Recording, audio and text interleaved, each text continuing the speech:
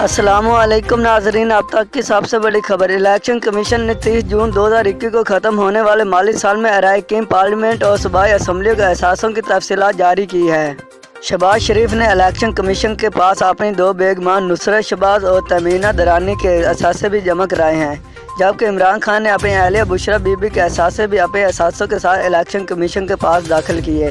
Election commission of Pakistan (ECP) نے اراکین parliament کے اثاثوں کی تفصیلات جاری کر دی ہے، جن کے مطابق وزیر اعظم شہباز شریف 24 کروڑ روپے سے زیادہ اثاثوں کے مالک ہیں، جبکہ ان کے پیش رو عمران خان 10 کروڑ روپے ان کے اثاثوں سے کم ہیں۔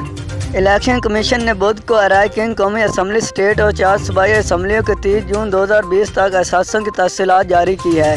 اثاثوں کی تفصیلات کے مطابق چیئرمین تحریک انصاف و سابقہ وزیر اعظم عمران خان کی ملکیت کا مجموعی حجم 30 جون 2020 تک 14 کروڑ 21,19,167 روپے تھا۔ دوسری طرح اسی تاریخ تک موجودہ وزیر اعظم شہباز شریف کے مجموعی اثاثوں کا حجم 24 کروڑ 50 لاکھ سے زائد ہے۔